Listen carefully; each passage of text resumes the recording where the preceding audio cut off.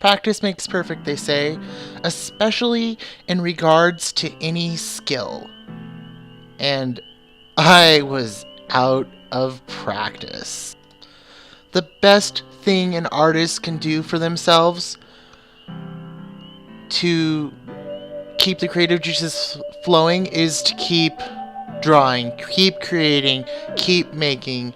And I had stalled out for months, or at least I had with illustrating itself. I had sucked myself into the void of just creating my giant tailcoat video. Yeah, sewing is fun, so is designing a tailcoat from scratch and learning all the new things I learned from that epic-sized video was amazing and definitely helped with the production of what you see right now. But I wanted to get back to illustrating because this is a speed arts channel and the core of it is illustration and things that have to do with it.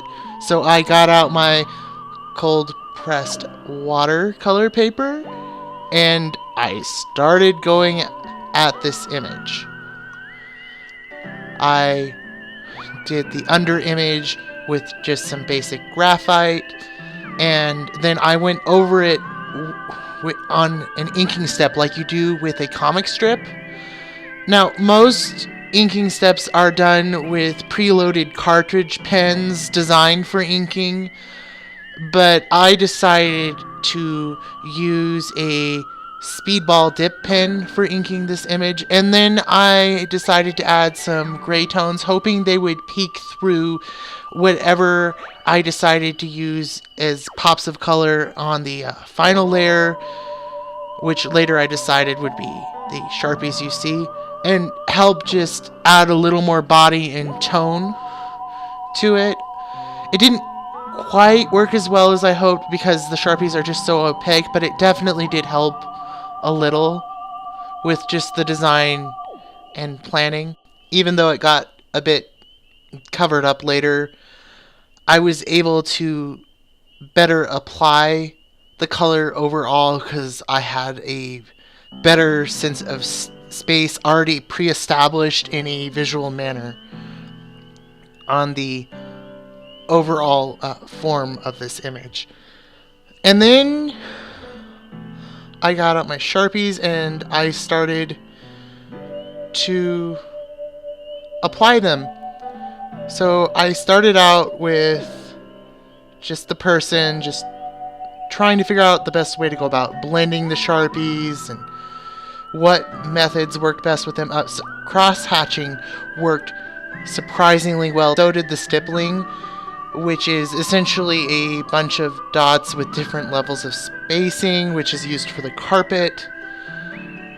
And to achieve the jean pants and the leather couch, I discovered that a marker, it's not a normal marker, it's a blender pen marker that was actually designed for other things, had a base of alcohol in it, and I could saturate the paper a little bit and get kind of a leathery, fabricy look. So I got that for the jeans and the leather chair in the background.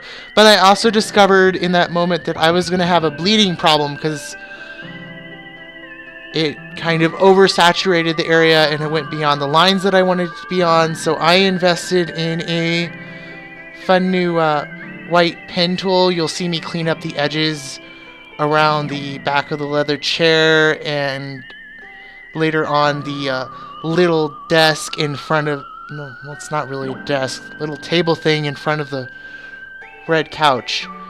It was really interesting figuring out which parts I wanted to have color in this image and how to do the light distribution, because light was actually coming in and diffusing from various sources in this image. I decided to work off of a photo, so that was quite fun to figure out where the shadows were and how sharp the shadows would be. And yeah, I just let myself make mistakes and then back up and cover them up. And I actually really like how the front little table ended up looking with the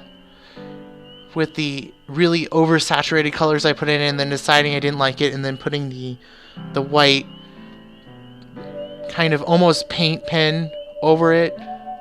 It created this kind of diffused look that I really wasn't anticipating, but I just kind of went with. And overall, I was just really happy with how it turned out.